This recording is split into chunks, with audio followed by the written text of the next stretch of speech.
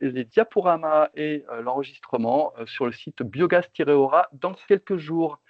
Avant de rentrer dans le vif du sujet, eh bien pour mémoire, Ambition Biogaz 2028 vous a déjà proposé un premier webinaire en février sur les dispositifs de soutien direct ADEME Région en méthanisation, disponible en replay avec le diaporama sur le site biogaz-aura.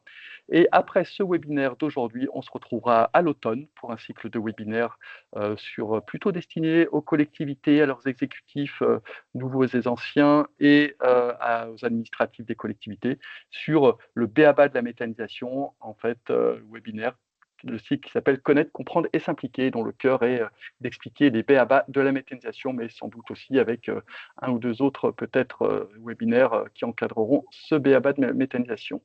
Voilà, eh bien, je vais continuer à rentrer quelques personnes. Nous sommes 70, 68, donc je pense qu'on va quasi au complet. Eh bien, je vais laisser la parole maintenant à l'Adréal, Gilles Le Goix. Bonjour Gilles.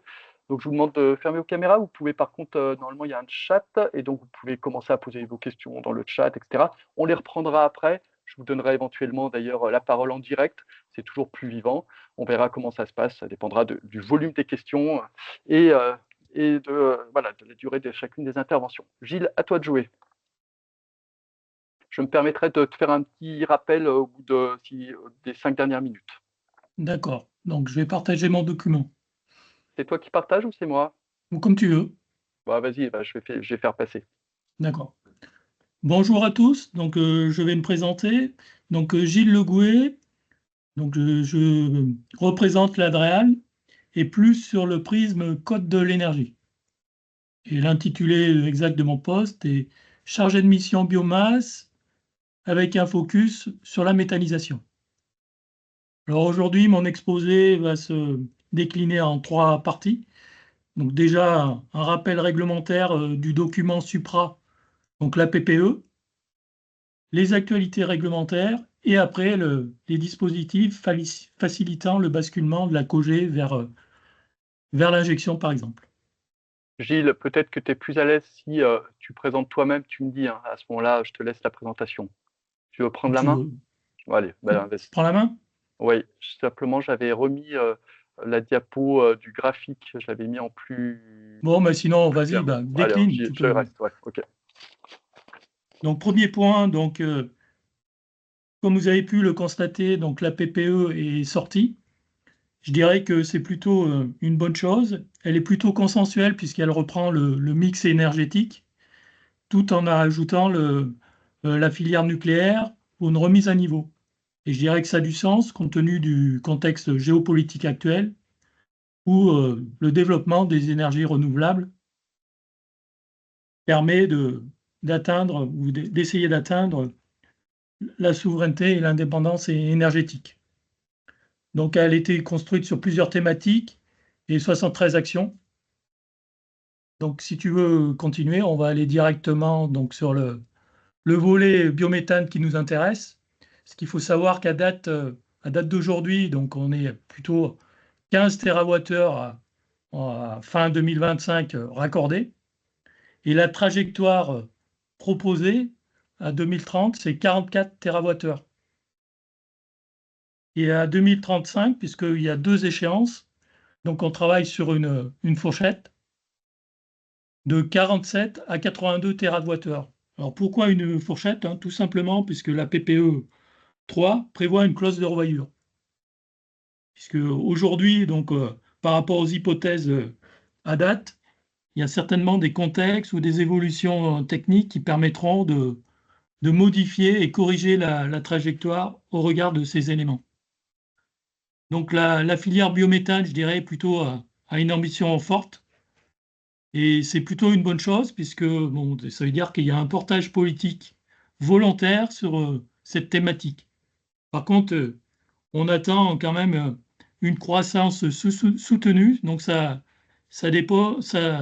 suppose qu'il y a un plan d'action et une déclinaison territoriale conséquente. Et bon, c'est plutôt rassurant, parce que ça veut dire que le ministère et les services centraux ont acté que le biométhane et la méthanisation fait partie du mix énergétique. Il y a eu quand même une petite évolution, c'est que par rapport à la PPE, précédente, on considère uniquement le gaz injecté. La PEPE précédente intégrait aussi la cogénération. Donc, priorité est faite sur l'injection. Pourquoi? Puisque en termes d'efficacité énergétique, on est sur des meilleurs rendements avec une meilleure énergie grise. Voilà pour ce qui est de la PPE. Et maintenant, un petit focus sur le graphique qui est présenté au niveau de régional. Donc, à date, on est à 1 TWh là, en 2026 raccordé. Et la trajectoire qui est dictée par l'outil de planification régionale, donc le SRB, schéma régional biomasse, nous donnait une trajectoire à 3,7 TWh à échéance 2035. Donc on voit qu'il y a une progression, elle est constante, par contre elle n'est pas suffisante pour atteindre l'objectif. Donc la première partie du graphique en vert représente donc les années écoulées et une projection en rouge sur les années futures. Donc il y a un tassement de la courbe qui s'explique tout simplement que la modélisation est faite en prenant en compte les projets qui sont connus à date. Et donc il est bien évident qu'il y a d'autres projets qui viendront agréger et qui vont modifier la courbe pour retrouver une linéarité certainement plus régulière. Donc voilà, en termes d'explication. Après vous avoir présenté donc le cadrage national avec la PPE, je vais faire un bref rappel qui est sans doute pour la majorité d'entre vous un rappel. Donc sur les tarifs de soutien de la méthanisation. Donc premier pilier, donc c'est le tarif d'achat soutenu par l'État pour l'injection biométhane injecté qui cible les sites d'une puissance inférieure à 5 gigawattheures sur une temporalité de 15 ans. Et l'arrêté qui fait référence, qui fait date, c'est l'arrêté du 10 juin 2023. Autre dispositif qui est fortement encouragé, c'est les certificats de production de biogaz, ce qu'on appelle les CPB. Et en fait, c'est un mécanisme extra-budgétaire qui permet de financer les projets de biométhane. À ce titre, les fournisseurs d'énergie doivent restituer les certificats en fonction des volumes de gaz vendus. Et donc, c'est issu de la loi Climat et Résilience du 24 août 2021. En parallèle, il y a aussi des dispositifs régionaux qui ont aussi du sens, qui aident à l'émergence et à l'investissement des projets de méthanisation. Donc, il y a différentes aides suivant aux conditions de l'ADEME et de la région. Donc, je vais m'attarder un peu plus sur les CPB, puisqu'il y a une actualité récente aussi sur le sujet qu'on verra au fil de mon exposé. Donc là, comme je vous l'ai dit précédemment, donc, dispositif extra-budgétaire qui cible plutôt les installations de capacité supérieure à 25 gigawattheures. Donc, parce que si on est en dessous de ce seuil-là, on peut bénéficier du tarif réglementé. Et donc avec deux protagonistes, donc les fournisseurs de gaz naturel, qui ont l'obligation de restituer à l'État ces certificats. Alors ils ont plusieurs options, soit ils font une production directe de biogaz, ou soit ils achètent les certificats auprès des producteurs, donc la molécule de biométhane. Et les producteurs, donc ça leur fait une source de financement.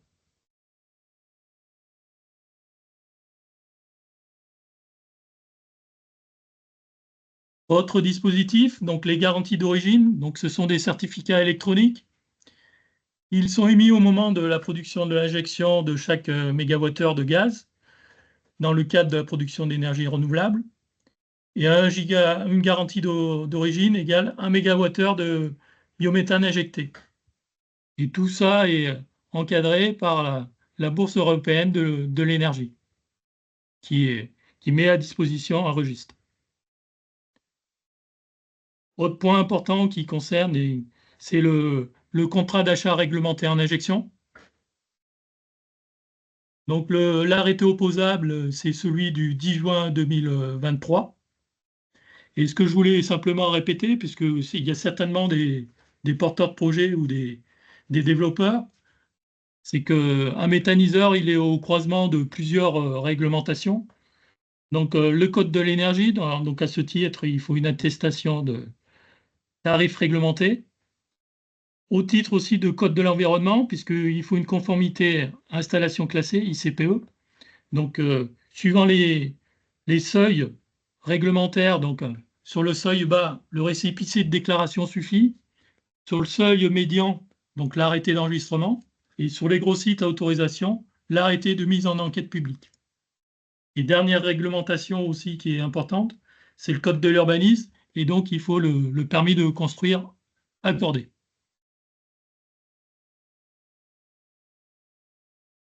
Concrètement, pour demander pouvoir souscrire un tarif aidé, donc il y a une démarche en ligne sur mes démarches simplifiées que le porteur de projet doit demander auprès des services de l'État. Et à ce titre, c'est la DREAL qui l'instruit. Donc tout est dématérialisé sur des démarches simplifiées. Et ce document est nécessaire pour pouvoir souscrire son contrat de tarif de biogaz aidé. En parallèle de tous ces dispositifs aidés, il y a aussi donc un dispositif privé, donc c'est un contrat entre un producteur et un consommateur de gaz qu'on appelle les Biométhane Purchase Agreement. En fait, là c'est des contrats de gré à gré qui permettent de contractualiser entre deux acteurs privés. Et qui sont, juste sur les BPA, aussi associés à des garanties d'origine. Donc en cohérence par rapport à la PPE, donc la priorité est donnée, donc la nouvelle ligne est de pousser les porteurs de projets vers l'injection. Et pour ce faire, donc le ministère et les services centraux et les services de l'État ont bien conscience que certaines installations de cogénération vieillissantes peuvent avoir des difficultés.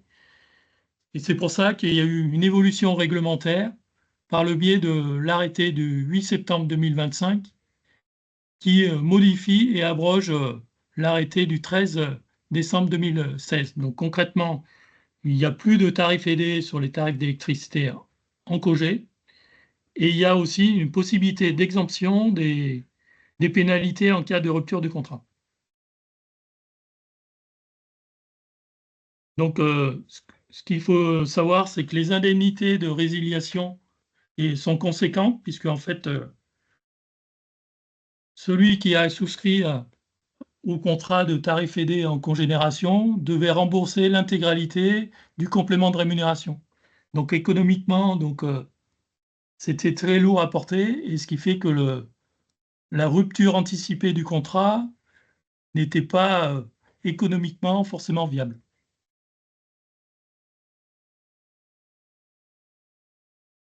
Et fort de ce constat, donc, le ministère propose d'exempter les porteurs les exploitants qui souhaiteraient faire un basculement ou une conversion sous condition, c'est-à-dire en respectant certains critères. Donc, soit faire un basculement en injection directe dans le réseau de gaz ou un point d'injection, une valorisation en tant que carburant alternatif ou en production de chaleur, et sous réserve, bien sûr, de donner les justificatifs de démantèlement de l'installation de production d'électricité.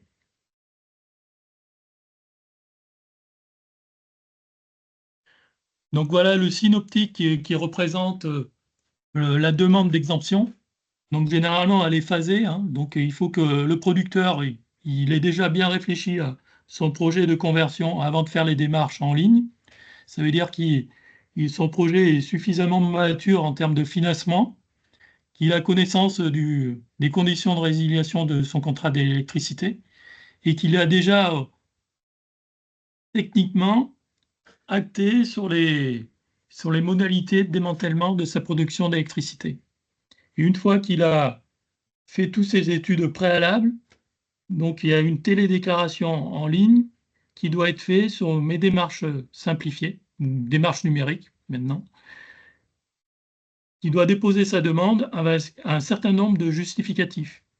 et les services de l'État, donc en l'occurrence l'ADREAL de zone, a 2 mois pour faire une réponse et acter la validité du dépôt de dossier. Donc sur la droite, il y a un listing des pièces justificatives. Donc je ne vais pas les lister, hein, donc forcément, il faut des preuves du démantèlement, une attestation sur l'honneur et éventuellement des factures acquittées et aussi un justificatif de la mise en service du poste d'injection si on a fait le choix de ce mode de basculement. Allez, il nous reste 5 minutes, Gilles. Donc, les conditions de conversion, donc là, tu peux passer, Guillaume, ça, j'ai un peu déjà dit. Idem, là, donc là, c'est. Ce qu'il faut savoir, c'est que si on veut bénéficier du tarif de rachat aidé, donc là, l'installation doit être nouvelle au sens de nouvelle installation. Et pour ce faire, ça veut dire que tous les équipements de production de biométhane doivent être neufs et ne pas avoir servi. Donc le tableau qui est représenté à l'écran liste les équipements sur lesquels on n'a pas l'autorisation de réutilisation. Ce qu'il faut retenir, c'est que ce qui peut être mutualisé, c'est éventuellement le poste digesteur. Il va être reconditionné pour stocker éventuellement du digestat. Et l'unité d'hygiénisation, elle peut être séparée si elle est distincte et portée par une structure différente.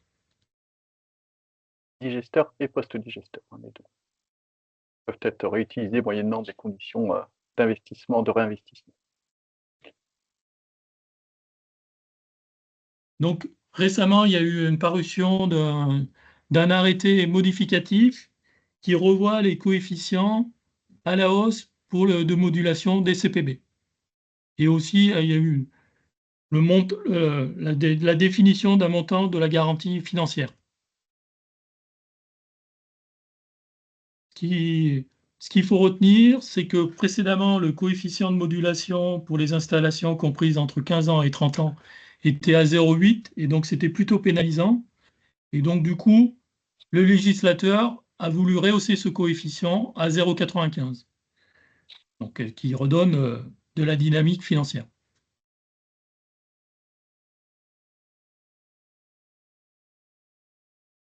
En parallèle, donc, il y a un dispositif qui existe, qui a mis en place un dépôt de garantie financière pour renforcer le réseau en cas de raccordement. Donc là, il y a trois niveaux. Donc, si tu veux passer le diaporama suivant, en fonction de la quantité de biométhane produit, donc jusqu'à 50 nanomètres cubes par heure, donc on a un dépôt de garantie forfaitaire de 10 000 euros. Et entre 50 et 200 nanomètres cubes heure, on a une extrapolation linéaire qui va de 10 000 jusqu'à 50 000. Et une fois le seuil de 200 000 nanomètres cubes heure, on est sur un palier de 50 000 euros.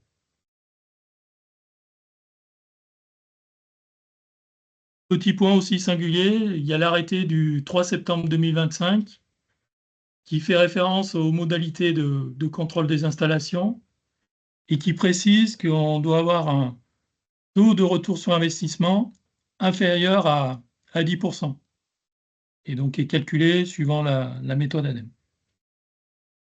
Et je conclurai simplement du focus aussi, c'est que l'ADREAL aussi donc, mène une enquête conjointe donc, avec ARA2E et les autres services de l'État, donc l'État et la région. Et à ce titre, elle fait du contrôle de cohérence aussi sur les entrants. Et elle s'intéresse aussi sur les cultures principales. Et elle peut délibérément aller voir sur place si le taux de culture dédiée est inférieur à 15%. Et sur la campagne précédente, donc il y a eu un certain nombre d'installations qui ont été identifiées. Et il y a eu une inspection conjointe entre la DRAL et la DDPP sur un site pour vérifier le seuil. Ok, merci Gilles. Effectivement, il y a des contrôles qui sont faits en région sur les seuils notamment de culture dédiée. On en reparlera avec la DRAF aussi, qui aura un point, oui, qui va nous faire un point sur certains éléments en lien avec les cultures dédiées. Merci Gilles. Juste, oui, effectivement, le tableau là de quels sont les éléments des anciennes unités de cogénération qui sont possiblement réutilisables pour une nouvelle unité en injection de biométhane. C'est un tableau qui est en cours, enfin qui est pas forcément le définitif. Hein. Le définitif sera celui qui sera sur le site de la DGEC. Et je ne crois pas qu'il y soit encore, hein, Gilles, hein, sur le site de la DGEC.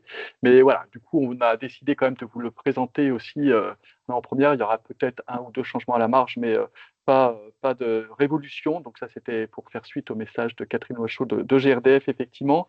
Un point aussi hein, sur la rehausse du coefficient de 0,95 pour les unités de 15 à 30 ans, c'est bien dans le cadre des unités en cogénération qui viendraient à se convertir en injection de méthane au bout de leur contrat de 15 ans, issu du contrat d'ELEC, et non pas encore, le coefficient de 0,95 n'est pas encore adopté pour les injections biométhane au-delà de leur contrat de 15 ans d'injection biométhane qui souhaiteraient ensuite passer justement en CPB. Elle reste pour le moment à un coefficient de 0,8, sauf erreur de ma part. C'est un peu dense, c'est juste des éléments, effectivement, on a fait le tour de l'ensemble de la réglementation au niveau des tarifs. Nous, Gilles, le WEX reste à la disposition des gens qui veulent bien sûr plus de détails ou sur lesquels il y a besoin d'éclairage. Moi, je peux aussi apporter un premier éclairage, mais la légitimité et le bon interlocuteur reste Gilles Le Gouex sur ce thème-là. Et Gilles Le Gouex sur ce thème-là. Alors, il y avait une question notamment sur la PPE, Gilles. Alors, je ne vais peut-être pas donner la parole là tout de suite, mais la question est relativement simple. Sur la PPE, les objectifs PPE, 44 TWh et 46, enfin, je ne sais plus, à horizon 2050, là, la, la marge qu'il y avait, mais c'est uniquement biométhane issu de la méthanisation ou c'est y compris les nouvelles façons de produire du biométhane, le biométhane issu de la pyrogasification, de la gazéification hydrothermale? Donc, pour répondre à ta question, il n'est pas prévu les nouveaux gaz verts ne sont pas intégrés. Il n'y a pas eu d'objectif chiffré. Donc, c'est un parti pris des services centraux, puisqu'ils n'ont pas su quantifier à une trajectoire à 2035 sur la dynamique temporelle. Et c'est pour ça qu'il y a une clause de revoyure par rapport à ça. Donc, D'accord. les objectifs chiffrés sur les nouveaux gaz verts sont en plus des objectifs affichés. Très Et ils ne bien. sont pas quantifiés. Merci Gilles, c'est très clair. Alors, est-ce qu'il y a des questions avant qu'on passe au retour d'expérience sur l'accidentologie nationale et en région? Euh, alors, Gilles, tu as une question, vas-y. J'ai oublié de vous donner un point important. Donc, cette année, en ce qui concerne l'enquête sur les unités de méthanisation, le ministère a souhaité uniformiser sur le niveau national en mettant en place une télédéclaration en ligne avec l'outil Carbure, qui est à destination des unités en injection.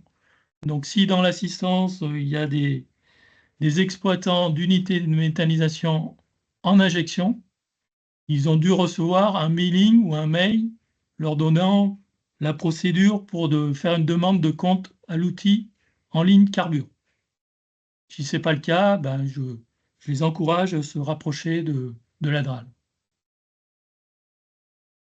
Merci Gilles. Une question à nouveau de Yann Renard, donc de la région. Quand est-ce qu'aura lieu la revoyure de la PPE en 2030? On Ce n'a qu'il est pas de... prévu, la clause de revoyure, en lisant les textes, elle est prévue à échéance 3 ans.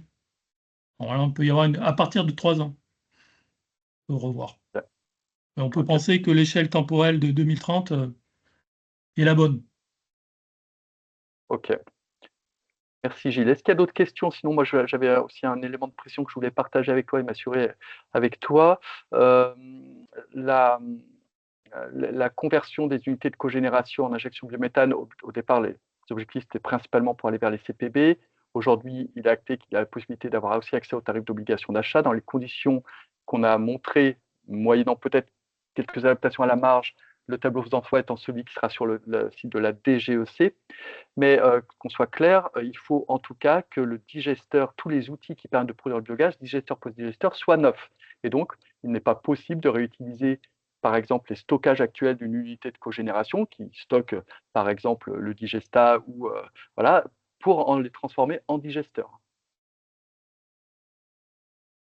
On est bien d'accord là-dessus? Oui, je confirme que tous les équipements de production de biométhane en injection doivent être neufs. Voilà. Donc tout ce qui est fait, y compris de la chaîne, ça veut dire que même les équipements, par exemple une trémie d'approvisionnement, normalement, elle fait partie, elle est indispensable à la production, elles doivent être neuves OK. pour pouvoir bénéficier du tarif de rachat aidé. Y compris Et les trémies, les initialement, pompes, les le mixeurs. fléchage des conversions était plutôt orienté vers des dispositifs de financement CPB. Mais la réglementation permet sous réserve de recréer une installation neuve, avec équipement neuf, de pouvoir bénéficier du tarif aidé. Merci Gilles, OK. Merci pour ces précisions. Bastien, je te laisse prendre la parole en direct. Oui, Ouvrir ta merci caméra. Gilles, bonjour à tous. J'ai une petite question là, effectivement, sur le contrôle sur le TRI. Concrètement, il se passe quoi si le contrôle montre que le TRI est supérieur à 10%? Bon, ce qui serait d'ailleurs une bonne nouvelle pour le projet, mais c'est quoi les conséquences pour un projet qui a un TRI supérieur à 10%?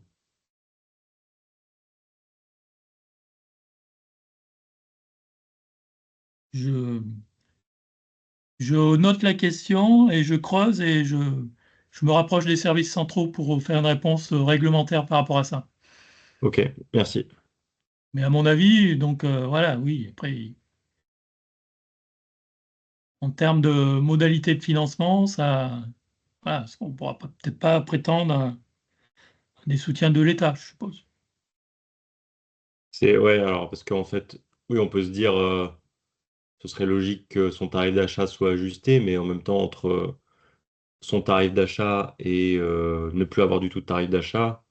Enfin, il y a forcément un juste milieu pour que le TRI du coup reste quand même favorable, tout en étant inférieur à 10%. Parce que s'il passe en tarif de marché, je pense que là, potentiellement, il est peut-être plus du tout rentable. Mais ok, effectivement, la réponse sera intéressante. Il peut peut-être y avoir aussi des demandes de remboursement total ou partiel des aides à l'investissement.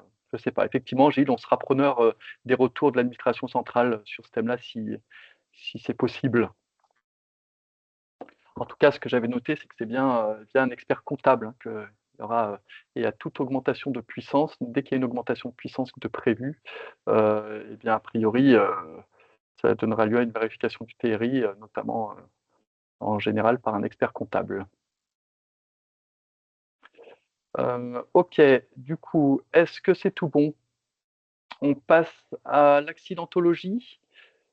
Eh bien, Marc, Catherine, peut-être qu'il veut préciser un élément. Vas-y, Catherine.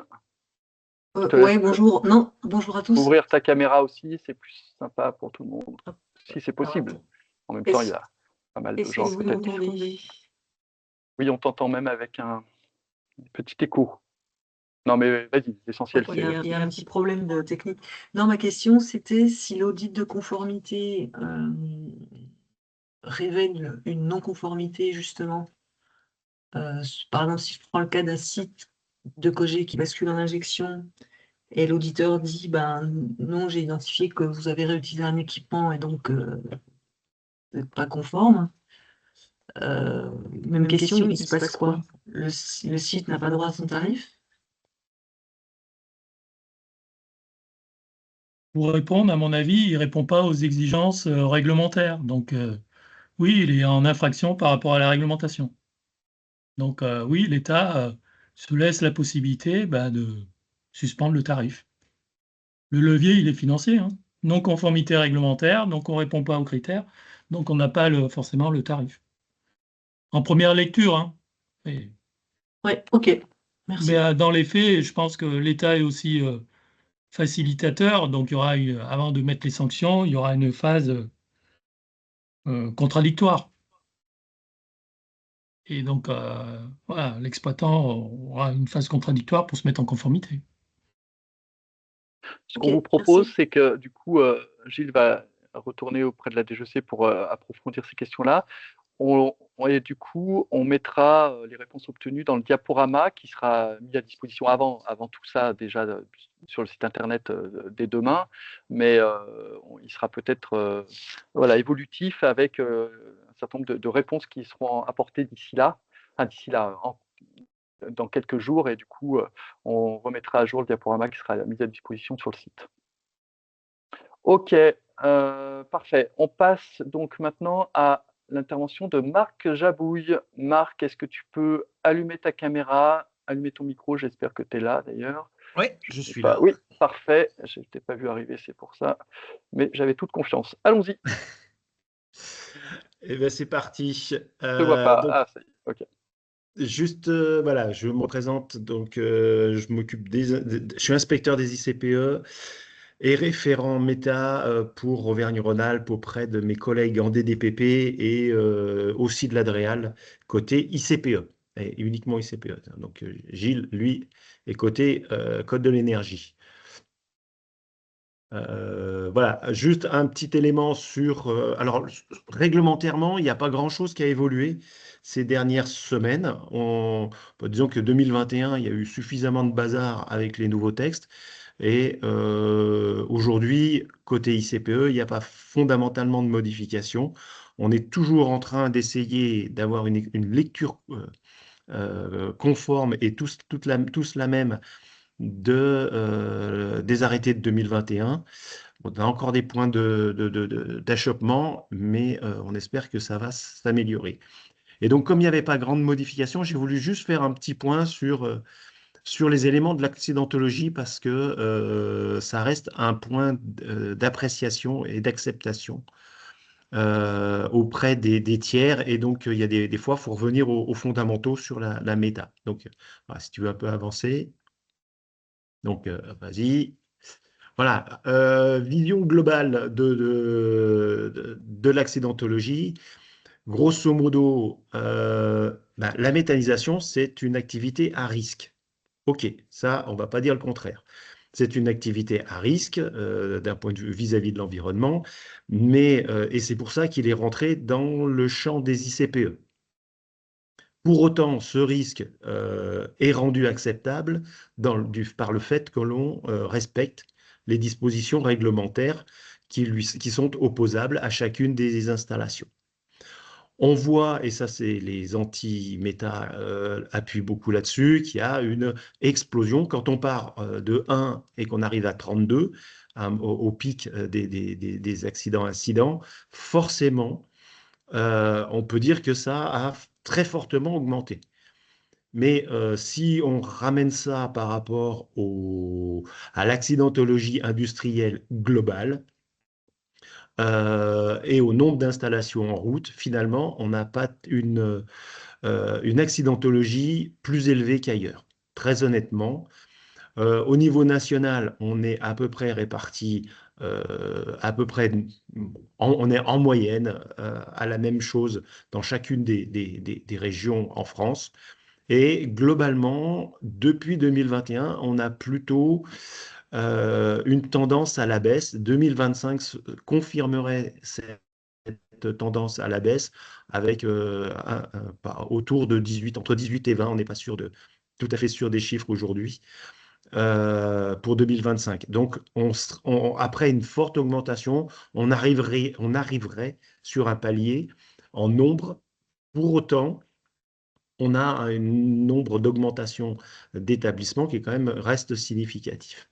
On voit que les phénomènes dangereux, le principal, c'est toujours, et c'est celui qui se voit le plus en toute honnêteté, c'est les rejets de lexivia ou de matière organique qui représentent quasiment 50% des phénomènes dangereux observés. Est-ce que tu peux, pendant que tu dis, parce que je trouve, j'arrive pas à mettre mon curseur, mon pointeur là, du coup, indiquer quel graphe tu commentes? Alors, celui en bas à Là, gauche. c'est celui en bas à gauche là. Voilà, celui en bas à gauche, où on voit que ce sont essentiellement des rejets de matière organique qui sont le plus déclarés. Les rejets gazeux représentent quand même une petite vingtaine de pourcents. 20%, c'est beaucoup et je ne suis pas sûr à ce niveau-là, on n'ait pas un tout petit peu de sous-déclaration parce que certains éléments devraient sans doute faire l'objet de déclaration et ne le sont pas. les rejets organiques, forcément, ça se voit, et donc forcément, c'est déclaré. On voit que l'explosion, qui est ce qui fait peur aux tiers, est quand même le plus minime. Et quand on détaille les chiffres sur l'explosion, c'est essentiellement des erreurs humaines qui ont conduit à ces difficultés. L'incendie représente quand même un quart, ce qui n'est pas négligeable, et on fera un petit focus juste après.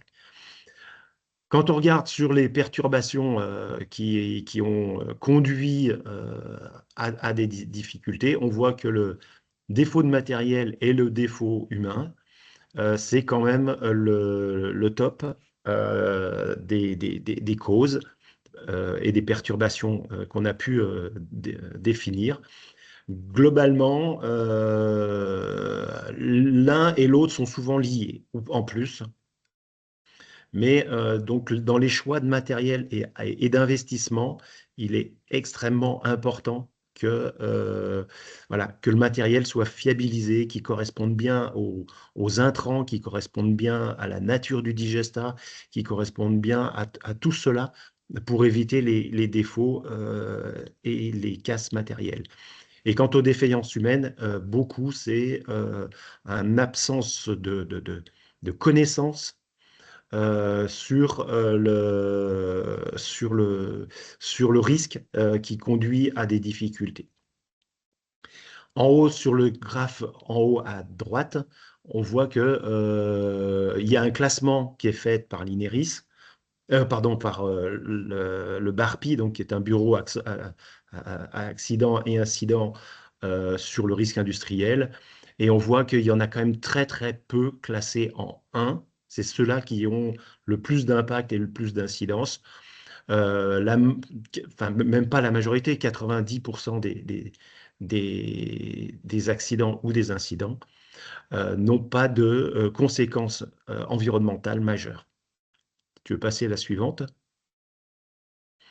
Sur les phénomènes dangereux, hein, c'est juste détaillé et présenté différemment.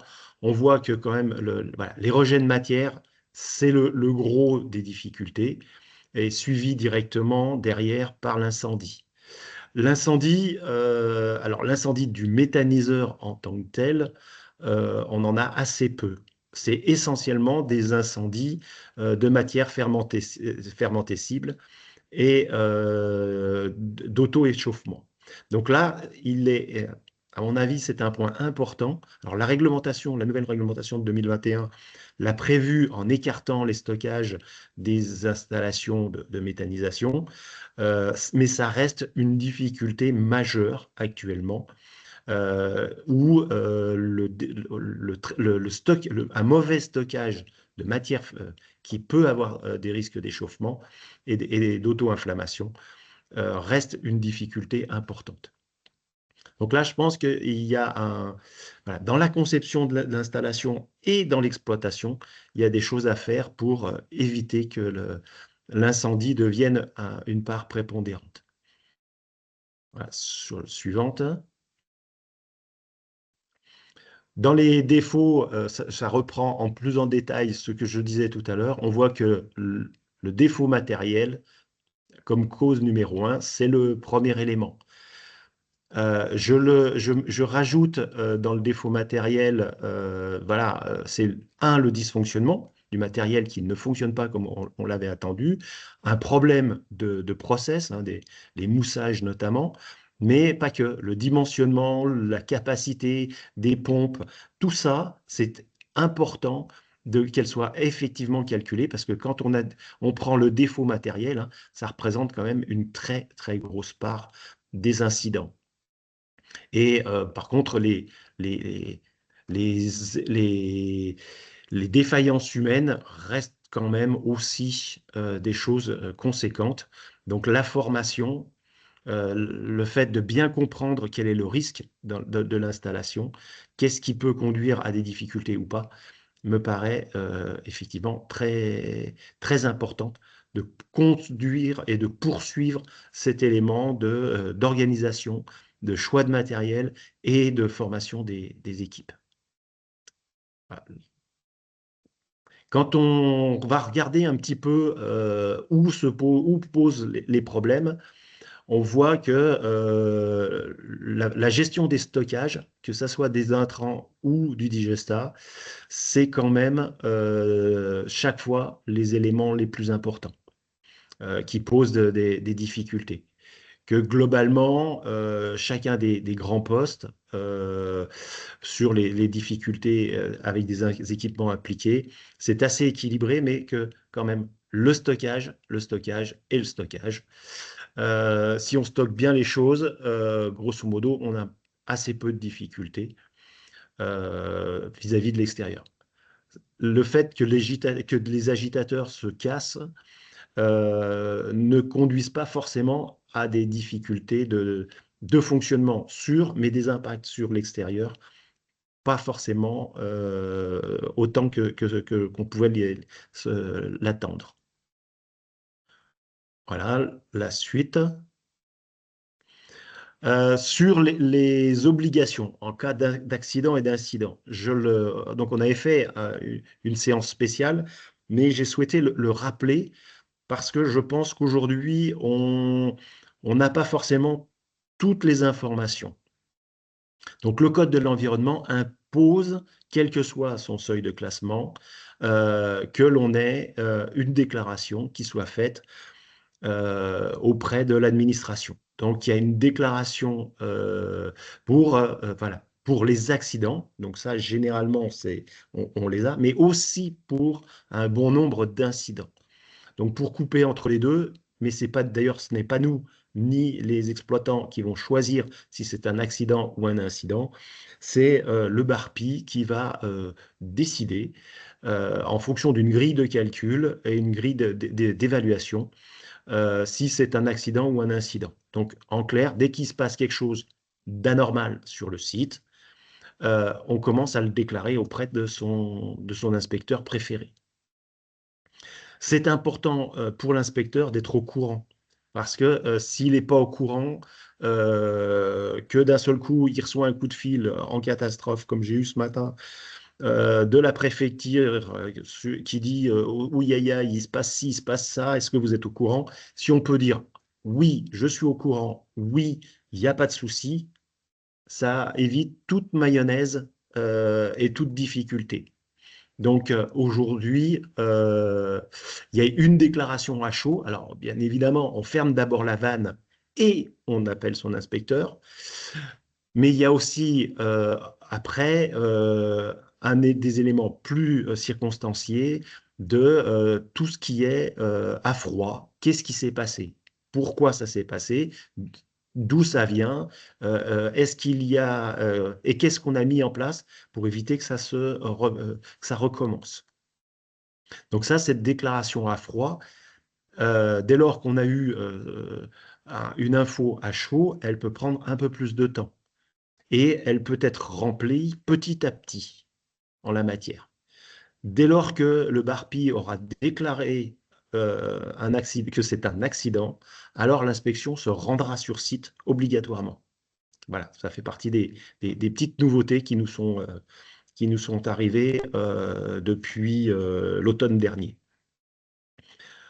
Suivante. Donc aujourd'hui, la déclaration sous le super formulaire papier qu'on avait a disparu. Aujourd'hui, on a créé un téléservice justement pour que ça soit plus simple pour chacun d'entre vous et qu'on puisse nous aussi se simplifier la vie. Donc, il y a un téléservice sur Entreprendre Service Public. C'est le même service public, c'est à peu près au même endroit d'ailleurs, que lorsque vous déposez un dossier d'enregistrement, un dossier d'autorisation ou que vous faites une déclaration. Et donc, les éléments, on va vous redemander certains éléments que vous avez déjà obtenus lors du dépôt de vos dossiers, notamment le numéro IOT, qui est sur chacun des documents qu'on vous envoie ou qui sont produits par le système. Vous allez avoir vous allez pouvoir remplir et rentrer ce numéro. Et en rentrant ce numéro, il y a un certain nombre de choses qui seront pré-téléchargées dans le site. Pour tout vous dire, vos éléments, ils vont basculer automatiquement dans la base de données qui sert à l'inspection, qu'on appelle Gunanv, qui est une base dans laquelle on va rentrer tout le suivi des sites. Donc, ça va permettre de simplifier pour l'inspection la vie. Et donc, voilà, le fait que vous fassiez la télédéclaration, ça rentre directement dans votre dossier général. Et dans un deuxième temps, après comment dirais-je, après le traitement de l'information, ça se dirigera par enfin, le BARPI, le fera entrer dans la base ARIA, qui est la base accident industriel au niveau français. Et pour certains, ils iront aussi alimenter la base européenne, qui est l'équivalent de la base ARIA en France. Donc tout ça, cette base ARIA, elle a quand même une vraie importance parce qu'elle permet de pouvoir tirer des retours d'expérience et de traitement de données. Donc les chiffres que je vous ai donnés en début de présentation arrivent effectivement, on a exploité la base ARIA pour les sortir. Et c'est important de pouvoir objectiver l'accidentologie pour pouvoir rappeler aux législateurs, rappeler aux collectivités, rappeler aux collectifs qui veulent bien écouter que l'activité de méthanisation, elle est encadrée. Elle connaît des difficultés, elle connaît des accidents et des incidents comme toutes les filières, et que pour autant, on n'est pas fondamentalement plus dangereux. Des risques, il y en a. Est-ce qu'ils sont dangereux? Est-ce qu'ils mettent l'environnement et les tiers en péril? A priori, pour l'instant, ce n'est pas le cas dans les accidents qu'on a pu avoir. Donc, mon dernier slide, donc, je vous ai mis l'adresse sur laquelle faire les déclarations au titre des accidents et des incidents. Voilà, et je crois que j'ai fait le tour de la présentation. Si vous avez des questions sur la présentation ou sur la réglementation en général méta, il n'y a pas de souci. Allez-y. Merci Marc pour cette intervention. Juste aussi, peut-être je rajoute, effectivement, il y a des fiches BARPI, je crois que tu en as parlé à la fin, là, de Oui. retour d'expérience qui sont très instructives. Alors, il n'y en a pas non plus 10 000, hein, mais je crois qu'ils en ont fait au moins 3 ou 4 d'accidents très détaillés sur les engrenages, etc.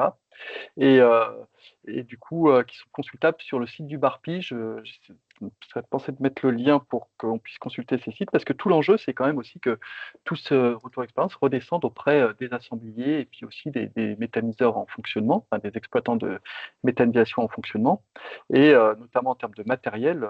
S'il y a des matériels défaillants, je ne sais pas aujourd'hui s'il y a vraiment un lien qui est fait avec le club biogaz ou avec le reste de la filière pour mettre à disposition tout ce retour d'expérience. C'est peut-être des perspectives à avoir, ça.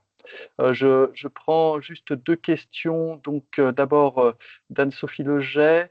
Je ne sais pas exactement, Madame Leget, de quel organisme vous êtes, mais les déclarations d'accident valent uniquement pour la 2781 ou pour d'autres rubriques également? Ça vaut pour toutes les rubriques de la nomenclature. Toutes les ICPE ont le même système de télédéclaration. Qu'on soit un élevage, une industrie chimique, pétrolière, une industrie agroalimentaire, j'en passe et des meilleurs, toutes les déclarations d'accident ou d'incident sont faites sur le même site et sur le même modèle.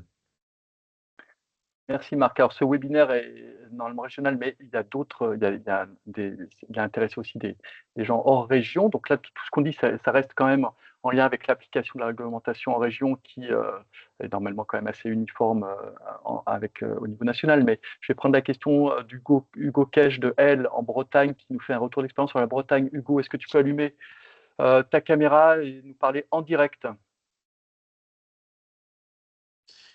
Alors oui, bonjour à toutes et à tous. Merci effectivement pour l'invitation. Je vous parle actuellement de Nantes. Nous avons en Pays de la Loire la DREAL qui nous signale des non-conformités fréquentes, pour pas dire systématiques, sur la directive des équipements sous pression. Donc ma question, c'est est-ce que vous avez connaissance de cette réglementation? Et si oui, est-ce que vous pouvez nous expliquer un petit peu les tenants et les aboutissants d'un contrôle et les risques en cas de non-conformité? Merci. Alors, c'est une réglementation qui est parallèle à la réglementation des installations classées, mais effectivement, dans nos installations classées, on a des installations qui sont dites sous pression.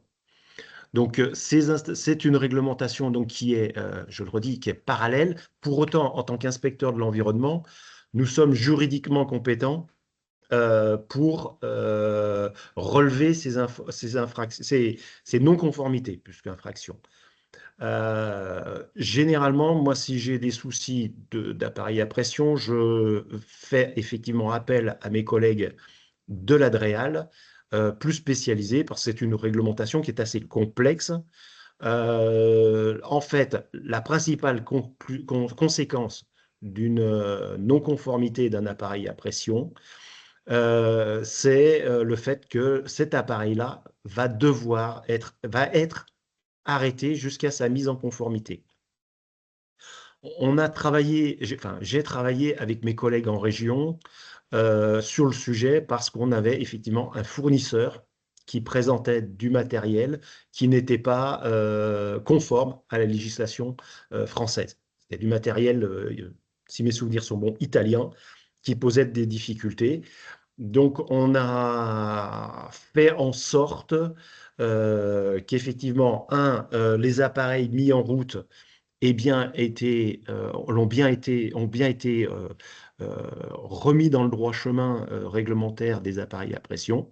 Ça, c'était notre premier objectif, c'était que ça revienne. Et la deuxième, donc ça a conduit effectivement à l'arrêt de certaines installations dessus. Et la deuxième chose, c'est qu'on est remonté au niveau des constructeurs, enfin importateurs d'abord, pour que ça remonte, notamment pour les constructeurs étrangers, pour que leurs appareils soient mis aux normes de la législation française.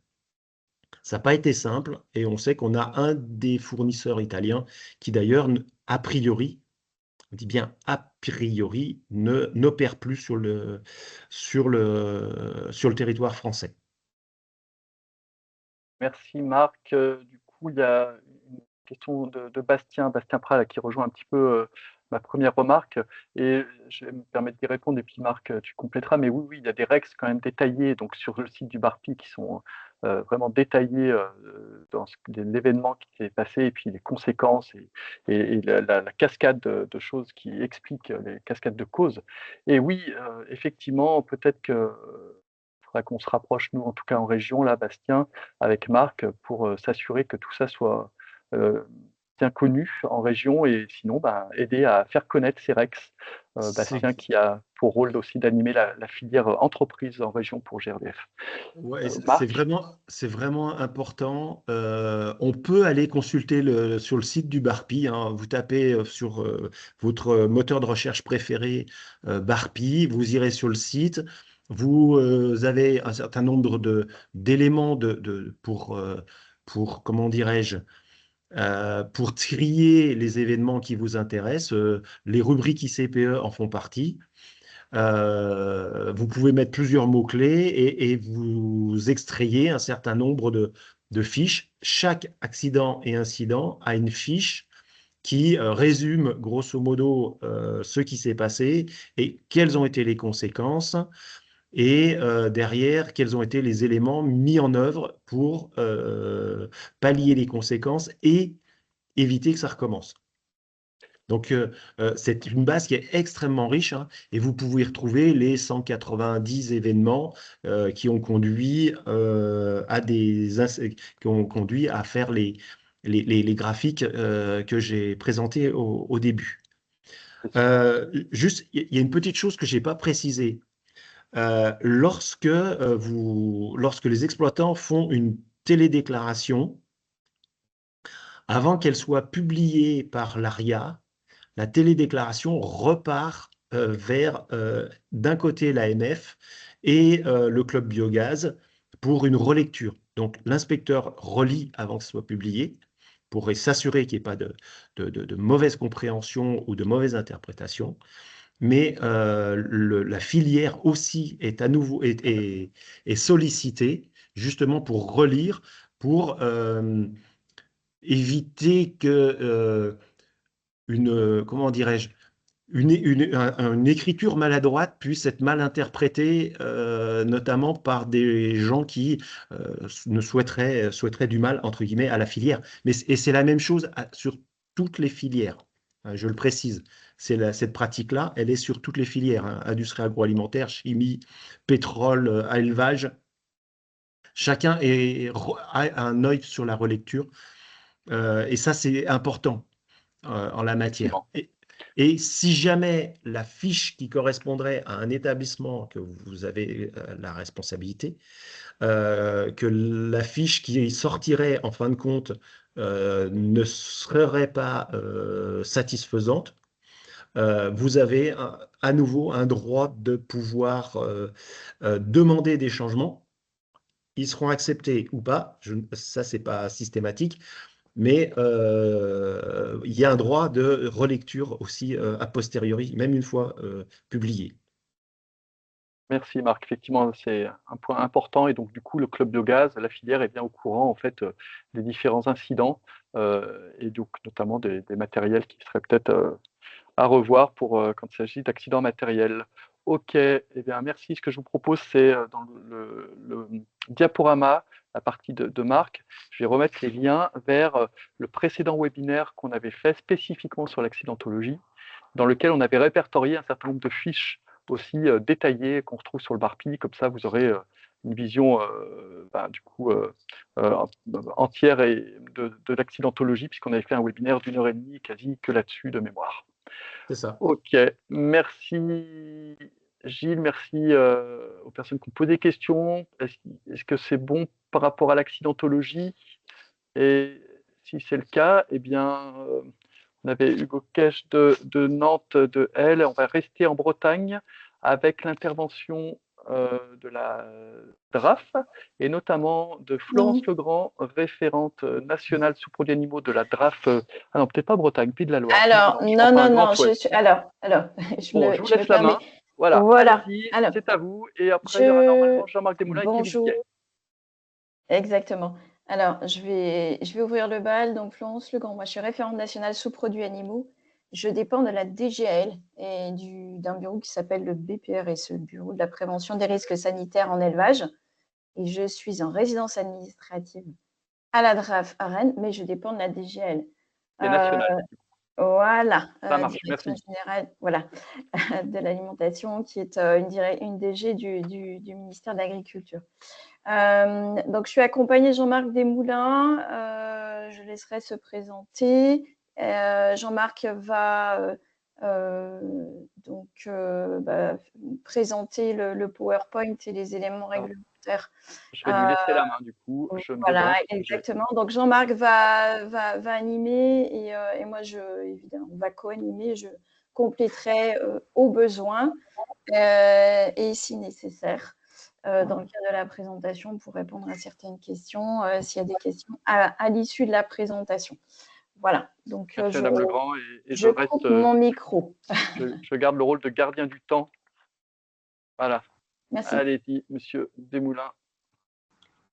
Alors, bonjour à tous. Donc, Jean-Marc Desmoulins, vous m'entendez? Oui, on vous entend, mais on ne voit pas de diaporama encore.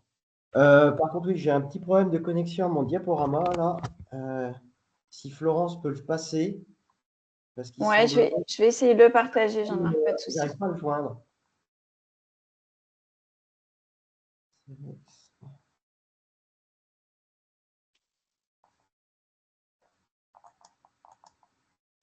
Non, apparemment, j'ai un problème technique, moi. Ok, ça. Oui, du coup. Alors, pendant ce temps, oui, alors Jean-Marc Desmoulins, donc inspecteur à la DD DTE-TSPP de l'Allier pour les sous-produits animaux. Donc, j'ai en charge effectivement pour la région, pour le département de l'Allier et pour la région Aura, l'inspection de la filière sous-produits et donc des méthaniseurs qui utilisent des sous-produits. Je suis également correspondant régional pour cette filière pour la région Aura. Voilà. Sinon, Madame Legrand, vous pouvez me l'envoyer et je me charge de le projeter. Oui, alors, je ne sais pas si j'ai votre adresse Parce que mail, là, par contre. Oui, j'arrive pas à le partager non Ok, plus, en fait. je le mets dans le chat. Ok.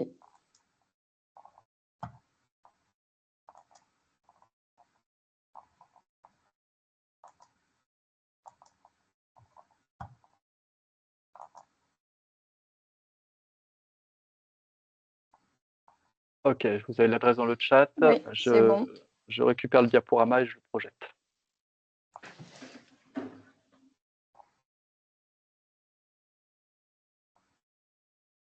Du coup, allez-y, Monsieur Dumoulin, ou alors peut-être si Kevin, je ne sais pas, avait un support à passer ou pas, mais Kevin Gay, je sais qu'il voulait avoir un échange aussi avec nous. Alors, normalement, vous l'avez reçu. Ok, ça marche. Ok. Pas encore.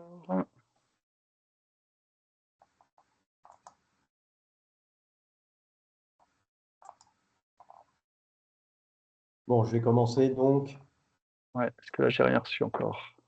Donc, je vais faire un propos donc, sur la réglementation qui s'applique à l'utilisation des sous-produits sur la filière méthanisation. On verra ça, on verra les sous-produits, donc l'utilisation des sous-produits et les devenirs possibles. Juste, normalement, j'ai réussi à partager, si vous voyez le document à l'écran. Est-ce que vous le voyez? Oui, on le voit. Enfin, moi, je le vois en tout cas. Et sinon, je viens de le recevoir aussi. Donc, bon, parfait. est-ce que vous voulez que j'arrête le partage? Je vous laisse la main peut-être? Non, allez-y, Madame Legrand. Parce que du coup, vous connaissez mieux le sujet que moi pour le coup. Et donc, vous aurez plus de facilité peut-être à passer le diaporama. Allez-y.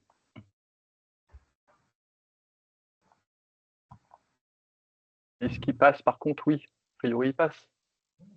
Ouais, j'ai des difficultés aussi. Je vous laisse la main. Bon, allez, ça marche. Je prends la main. C'est plus simple. Okay. Je pense que Teams est moins compatible avec le Maza. Okay. Donc, j'arrête. Ça marche. Allez, je prends la main. Alors, du coup, j'espère que ça va bien se passer. Tac, tac. On va faire comme ça, pour le coup. Et est-ce que je peux le mettre en plein écran? Comment ça se passe pour le plein écran? Bon, vous le voyez normalement, là. Normalement, oui, pas trop mal. Bon, allez, on va rester comme ça. C'est parti. Allez, donc on va faire un point donc, sur la réglementation qui est applicable aux sous-produits en méthanisation. On verra ensuite les sous-produits qui peuvent être et leur devenir qui peuvent être utilisés en méthanisation. Et puis on verra également les règles à respecter pour la conversion du biogaz en biogaz. Et puis les règles qui sont applicables à la délivrance de l'agrément sanitaire, puisque l'agrément sanitaire est une étape absolument indispensable pour le fonctionnement d'un méthaniseur qui ne pourra pas mettre sur le marché un produit issu de produits d'origine animale sans avoir cet agrément. Donc la première des choses à connaître, c'est la définition de ce que c'est qu'un sous-produit. Donc un sous-produit, ça va être les cadavres entiers ou les parties d'animaux, les produits d'origine animale ou d'autres produits animaux obtenus à partir d'animaux qui ne sont pas ou qui ne sont plus destinés à la consommation humaine. Donc ça, c'est le point de départ d'un sous-produit. C'est ce qu'on appelle les SPAN. Donc certains SPAN sont des produits, certains sous-produits sont des sous-produits par nature, parce qu'on ne peut pas les exploiter en alimentation animale. D'autres le sont par destination, parce que pour des raisons réglementaires, on ne peut plus utiliser, pour des raisons sanitaires ou autres, on ne peut plus utiliser en alimentation humaine, ou parce que l'industriel qui utilise le produit d'origine animale a décidé pour une raison X ou Y de ne plus l'utiliser en alimentation animale. À partir de ce moment-là, il devient un sous-produit. On a aussi une définition importante, c'est la notion de produit dérivé. Donc le produit dérivé, c'est un produit qui est obtenu moyennant donc un ou plusieurs traitements ou une ou plusieurs transformations. On verra la différence réglementaire d'un sous-produit animal. Donc les digestats sont des produits dérivés, qu'ils soient sous forme liquide ou solides, le compost également, ce sont des produits dérivés puisqu'ils ont subi des transformations au sein du méthaniseur ou du composteur. Donc, ils sont soumis à la réglementation. Donc, aussi une notion importante à garder en tête, c'est qu'un sous-produit animal n'est en aucun cas un déchet. Le déchet, c'est une définition du Code de l'environnement et ça n'est pas une définition qui est reconnue par le Code rural. Donc, un sous-produit animal, il est toujours soumis à des règles d'utilisation, qu'il soit mélangé à un déchet ou non, il reste tout de même soumis à ces règles. Donc, les principales règles qu'on va retrouver dans la réglementation européenne et française et nationale, ça va être le règlement 1069-2009, qui est le règlement cadre sur l'utilisation des sous-produits d'origine animale. Du règlement d'application du règlement 1069, donc ça, ce sera le 142-2011, et notamment de toutes les annexes qui sont afférentes à ce règlement 142. Donc ça, c'est un règlement, pour ceux qui ont eu l'occasion de travailler avec, qui est extrêmement touffu et qui est un peu difficile à s'approprier. Et vous aurez enfin l'application de la réglementation européenne et la déclinaison de la réglementation européenne dans le Code rural et de la pêche maritime, et notamment les articles L226, 228, 231, et puis dans la partie réglementaire, les articles 226 et 228. Donc, on aura les exigences pour l'utilisation des sous-produits animaux, mais surtout, vous avez les sanctions pour le non-respect de la réglementation relative à l'utilisation des spams. Donc, on va retrouver également des définitions dans la directive 2008-98, donc la directive déchets, qui définit dans les articles 2 et 3, alors d'une part, que bien effectivement, les sous-produits d'origine animale ne sont pas des déchets, donc ça c'est l'article 2, et dans l'article 3, vous retrouvez les définitions qui sont afférentes notamment aux déchets, aux biodéchets et aux déchets d'origine alimentaire. Donc, un déchet, c'est toute substance, tout objet dont le détenteur se défait ou dont il a l'intention ou l'obligation de se défaire. Un biodéchet, c'est un déchet biodégradable de jardin ou de parc. Les déchets alimentaires en font partie. Les déchets de cuisine provenant des ménages, des bureaux, des restaurants, du commerce de gros, des cantines, etc., des magasins de vente, ainsi que les déchets comparables provenant des usines de transformation de denrées alimentaires. Donc le déchet, en fait, la définition du déchet, c'est quelque chose, c'est un produit ultime dont on ne peut plus faire grand-chose que de le détruire. Ce qui n'est pas le cas, effectivement, d'un sous-produit d'origine animale, puisqu'on serait plutôt sur une définition de matière première plutôt que pour faire de l'énergie, pour faire des amendements, etc., plutôt que sur la définition du déchet. Et le déchet alimentaire, donc c'est tous les déchets, c'est toutes les denrées alimentaires au sens de l'article 2 du règlement 178 qui deviennent des déchets. Donc Si ça, Jean-Marc, juste, il reste une vingtaine de diapos et a priori que 5 minutes. Donc, ah oui, c'est un peu court pour tout passer. Donc on va faire vite. Je vous laisse gérer. Mais... Donc on peut, pour faire simple, on peut diviser les sous-produits d'origine animale en 3 catégories. Donc vous avez la catégorie 1, la catégorie 2 et la catégorie 3. On différencie ces 3 catégories par le risque sanitaire que chacune de ces catégories représente. Donc du C1, qui est la catégorie à risque sanitaire le plus élevé, vers le C3, qui est la catégorie sanitaire la moins à risque. Voilà, donc très rapidement, le C1, grosso modo, on va regrouper les cadavres d'animaux qui contiennent des MRS. On va avoir quelques déchets de cuisine provenant du commerce international. La catégorie C1 a tendance à se réduire depuis quelques temps et ce n'est pas la catégorie qu'on va retrouver le plus en méthanisation. Ensuite, on va retrouver donc la catégorie 2.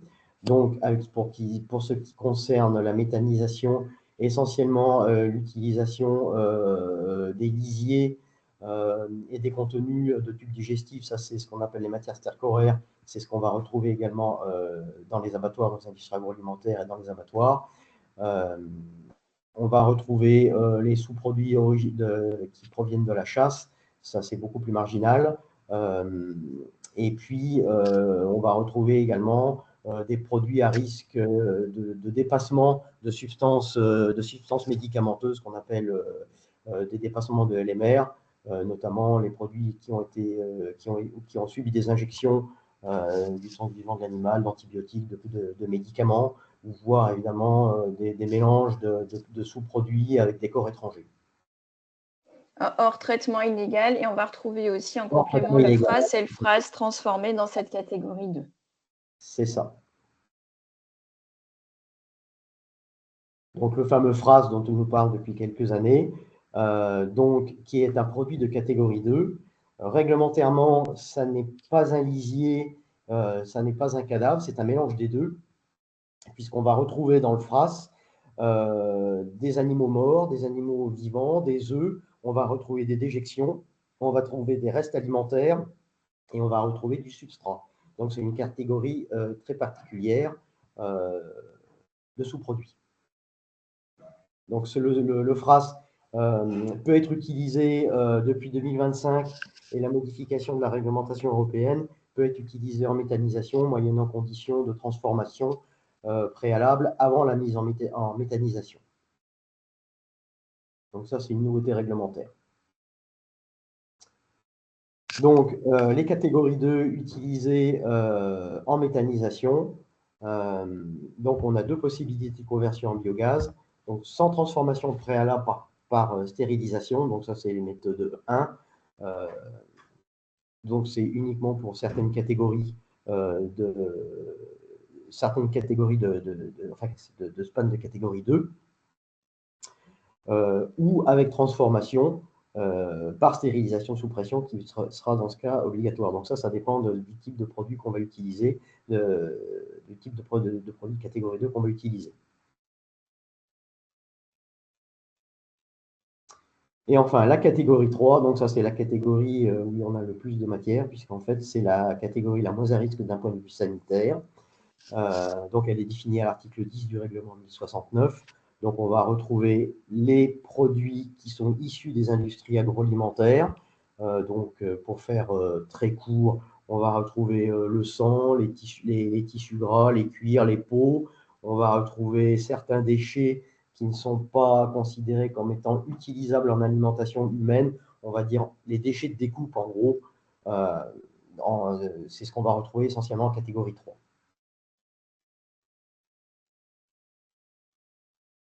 On va retrouver effectivement également en catégorie 3 tout ce qui est boue de centrifugeuse. Alors attention, on ne parle pas de boue de steppe là, on parle de boue de pré-traitement à l'issue des ateliers qui sortent des ateliers de transformation. Donc là, on est bien sur de la catégorie 3, on n'est pas sur de la boue de steppe. On va retrouver essentiellement ces boues dans les abattoirs, dans les industries laitières. On trouve beaucoup de boue effectivement dans les fromageries, les laiteries industrielles. Donc effectivement, comme on l'a mis à ne pas... Ah oui, ça va peut-être un peu vite là, mais d'accord. On va retrouver tous les anciens aliments, donc tout ce qui est pet food et anciens aliments pour animaux. Donc le pet food, c'est les animaux de compagnie et les aliments pour animaux d'élevage qui vont être du C3. On va retrouver certaines carapaces de crustacés qui peuvent être classées en C3. Les rongeurs, les lagomorphes, on va faire un peu l'impasse. On va retrouver les insectes d'élevage qui peuvent être classés en C3 et tout ce qui est déchets de cuisine et de table hors transports internationaux qui seront classés également en C3. Désolé, Jean. Voilà, c'est bon. Donc, un sous-produit, comme on vient de le voir, c'est un produit qui est à risque sanitaire. C'est pour ça qu'on exige un agrément et qu'on veut des garanties sanitaires sur l'utilisation et la destination de ces produits. Et un sous-produit n'est en aucun cas utilisable sans traitement. Donc, tout professionnel qui va générer des spans constitue un point de départ du span. Un abattoir est un point de départ de span, est un producteur de span. Un méthaniseur aussi. Un élevage est un producteur de span. Donc, comme on l'a vu, l'usage des spans crus ne peut se faire que sous dérogation, mais la règle générale de l'usage des SPAN, c'est qu'il y a une transformation avant leur usage. Jean-Marc, pardon, vas-y, je vous laisse finir cette diapo, puis après on va faire une petite pause. D'accord. Alors, l'utilisation des SPAN en biogaz, donc en transformation biogaz. Alors, grosso modo, le C1, la catégorie 1, donc la catégorie le plus à risque, est interdite en méthanisation. Le C3, tous les C3 sont autorisés en méthanisation sous réserve qu'effectivement, à minima, on applique les paramètres de transformation UE, c'est-à-dire, on va le voir tout à l'heure, 70 degrés pendant 1 heure avec des tailles de particules à 12 mm. Et le C2, tous les C2 peuvent être utilisés en SPAN, mais par contre, il y aura des dérogations possibles ou non en fonction de la nature du C2. Un lisier peut bénéficier d'une dérogation. Par contre, d'autres produits, des C2 d'animaux à pathologie, ne peuvent pas bénéficier de la dérogation à l'hygiénisation. Ok, merci Jean-Marc. Du coup, c'est simplement comme il reste une dizaine de diapos, qu'il est déjà midi 22, peut-être que certaines personnes ne pourront pas rester après midi et demi. Et je voulais m'assurer, voir s'il y avait des questions éventuellement déjà de personnes qui ne pourraient pas rester un peu après midi et demi, parce que je pense que là, on va dépasser un peu. Notamment, il y avait une question, je vais la prendre tout de suite, de Stéphane Gitten de Renewable Gases. Alors, peut-être si vous êtes toujours là, prenez la parole parce qu'on va dire que c'est une question d'initié. Ça parle de BSD et de DAC. Monsieur Gitten ou Gitan, je ne sais pas si vous êtes toujours là. Oui, pardon, bonjour. Ouais. Allez-y, Alors, je vous laisse poser votre question en direct. Voilà, je suis expert biogaz chez Engie aujourd'hui. Je suis ancien exploitant et c'est vrai que j'ai souvent eu des confusions lors de contrôles entre l'ADREAL et les DSPPP sur les types de documents qu'il fallait. Et donc là, aujourd'hui, si je comprends bien, au niveau des SPAN, s'ils ne sont pas considérés comme déchets, on n'a pas besoin de bordereau de suivi de déchets, mais plutôt d'un DAC, donc un document d'accompagnement commercial. Oui, c'est tout à fait ça. C'est-à-dire qu'un sous-produit, et si on veut une traçabilité systématique sur tous les sous-produits, quelle que soit leur destination, et tant qu'ils n'ont pas atteint un point final, donc effectivement, il faudra le fameux DAC, donc document d'accompagnement commercial, qui accompagne le chargement depuis son producteur jusqu'au méthaniseur, jusqu'à la transformation. Et on rappelle que le DAC doit être produit par le producteur de SPAN. Hein. Oui, et il est qui réceptionne donc, les 3 DAC exemplaires. Un exemplaire qui reste, comme le dit Florence, au producteur de SPAN, un exemplaire qui est remis au transporteur et conservé par le transporteur, et un exemplaire qui est remis au destinataire, c'est-à-dire en l'occurrence ici le méthaniseur, qui doit le conserver également. Donc c'est un élément de traçabilité avec l'origine, la catégorie, donc la nature, et la quantité et la destination. Voilà. Alors il existe des dérogations à la production de SPAN sur des méthaniseurs qui sont purement agricoles et dans la mesure où le SPAN ne quitte pas le département et dans la mesure également où il y a des contrats entre le producteur de SPAN, c'est-à-dire l'éleveur qui est producteur de lisier ou de fumier, et le méthaniseur. Et dans l'ordre, les documents arrivent bien sur l'unité de méthanisation pour être tamponnés, confirmés qu'on a bien, et après seulement elles retournent au transporteur et au producteur. En fait, elles ne retournent pas, puisque le transporteur et le producteur ont déjà ces documents qui ont été signés.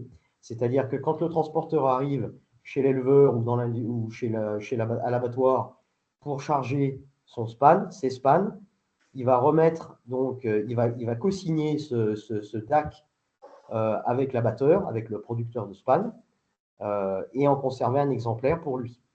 Et il y aura un exemplaire qui va arriver au méthaniseur, qui sera signé par l'opérateur, le méthaniseur, qui va signer ce document à réception. Ah, d'accord, parce que nous, auparavant, en fait, on nous envoyait les 3 documents, on les tamponnait et on les refaisait passer au transporteur de façon à ce qu'ils aient le tampon final de la destruction de la matière, enfin de la valorisation de la matière. Ok, merci. Oui. Merci beaucoup. On va passer aux autres questions, puis après on continuera à dérouler le diaporama, mais du coup là on va prendre quand même les questions avant que les gens nous quittent, pour ceux qui doivent nous quitter à 12h30. Alors, il y avait Marc d'abord. Marc, peut-être que c'est en lien avec ce que tu as mis dans le chat. Voilà, je te laisse dire concisément Ouais, ce que tu juste, souhaitais. Allez-y. voilà, je voulais préciser un petit élément, puisque Jean-Marc a parlé des phrases. Mm. Donc, il a bien écrit, ce ne sont pas des lisiers, au sens européen du terme. Donc, si ce n'est pas des lisiers au sens européen du terme, ce n'en sont pas non plus au sens français du terme. Et donc, ils ne peuvent pas rentrer dans un méthaniseur 2781, notamment sous le régime de la déclaration, et aussi le régime de l'enregistrement. Donc, c'est du 2781-2 au titre des ICPE, dès lors qu'on va mettre des phrases à l'intérieur. On a eu quelques échanges compliqués ces derniers mois avec certains bureaux d'études là-dessus. Donc, voilà, simplement pour bien préciser les choses. Merci Marc, effectivement. Une question d'Anne-Sophie Leget dont la réponse, je pense, va être assez simple, donc on va faire rapide, mais voilà, la méthanisation d'effluents d'élevage produit sur site, donc sur la ferme et épandu sur les terres de l'exploitation, donc vraiment la petite unité de méthanisation agricole qui n'utilise que ces fumiers, qui épand ensuite le digestat sur ces terres. Doit-on effectivement un agrément sanitaire ou y a-t-il une dérogation? Non, il n'y a jamais de dérogation à l'agrément. L'agrément, c'est une notion, c'est obligatoire pour tout opérateur des sous-produits, enfin pour tous les méthaniseurs. Hein. Ça, c'est ce qu'il faut bien se mettre en tête. Et il y a une confusion qui existe dans l'interprétation de la réglementation entre l'agrément et l'hygiénisation. L'agrément est obligatoire, mais on peut avoir une dérogation à l'hygiénisation. Dans le cas qui est cité ici, effectivement, l'opérateur peut bénéficier sous réserve qu'on ait connaissance de la nature exacte de ce qui rentre dans le méthaniseur, peut bénéficier de la dérogation à l'hygiénisation.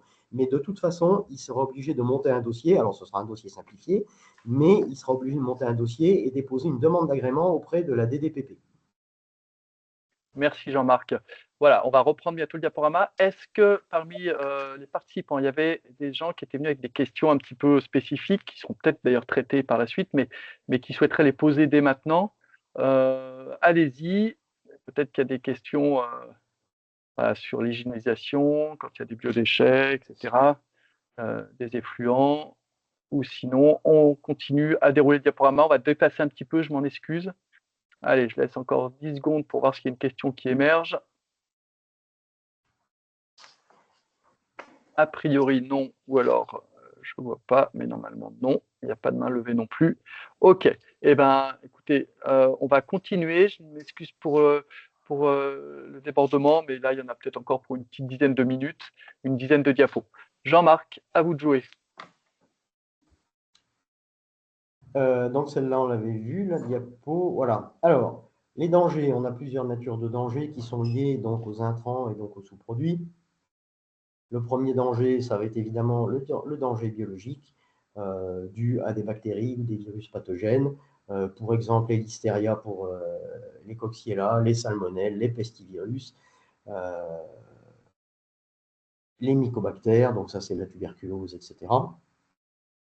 On aura évidemment des dangers physiques qui peuvent être liés au mélange de span avec des restes d'emballage, des morceaux de plastique, des morceaux de verre, des corps étrangers. Ça, c'est quelque chose qu'on retrouve énormément sur les spans qui sont issus des IAA, parce que le mélange, le tri n'est pas forcément fait correctement et justement, ils ont beaucoup tendance à confondre les spans avec des déchets.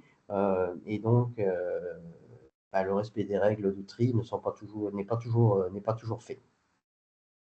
Et bien sûr, des dangers physiques qui peuvent être liés à des traitements phytosanitaires, qui peuvent être liés à tout un tas de produits, des mélanges avec des hydrocarbures, etc. On en passe et des meilleurs. Donc ça, c'est un petit tableau synthétique sur les risques qu'on rencontre. On a des risques d'épisode aussi et d'apparition de dangers sanitaires qui sont liés directement à l'utilisation ou plus exactement à la mauvaise utilisation de ce produit d'origine animale.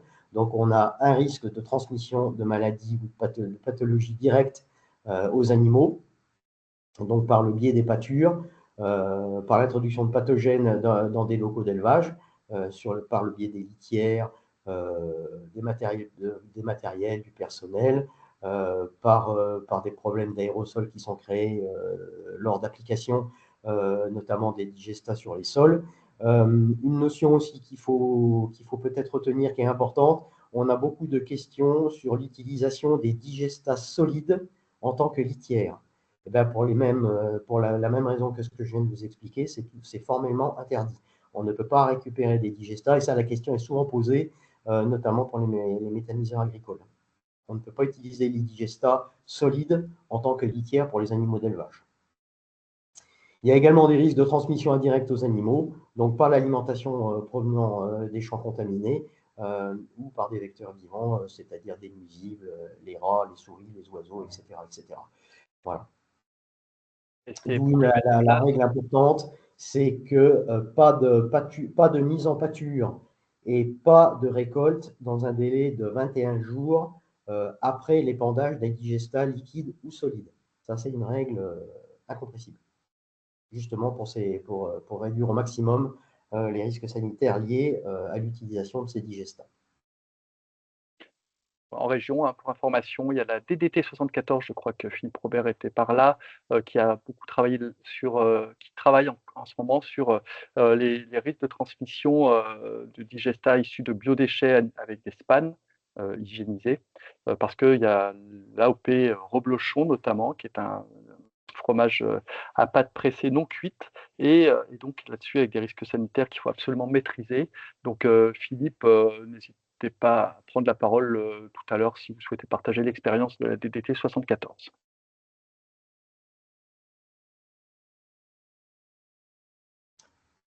Alors, comme je l'ai dit tout à l'heure rapidement, donc toutes les usines de conversion de biogaz, tous les méthaniseurs sont soumis à un agrément sanitaire. Ça, c'est défini par l'article 24.1G du règlement 1069-2009. Donc, comme je viens de dire, comme on l'a déjà dit à plusieurs reprises, cet agrément est absolument obligatoire. Et un méthaniseur ne peut pas fonctionner malgré qu'il ait pu obtenir sa déclaration ICPE, son enregistrement, son autorisation. L'établissement ne peut pas fonctionner et surtout ne pas mettre sur le marché tant qu'il n'obtient pas cet agrément sanitaire.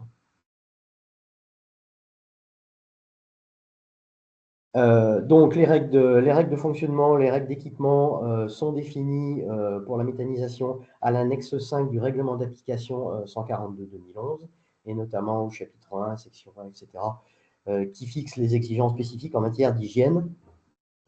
Donc, l'utilisation des spans doit se faire très rapidement à réception. Il doit y avoir des procédures qui sont mises en place pour le nettoyage et la désinfection. Il doit y avoir des plans de lutte contre les nuisibles. Il doit y avoir un contrôle régulier, évidemment, de l'hygiène des manipulations et des installations.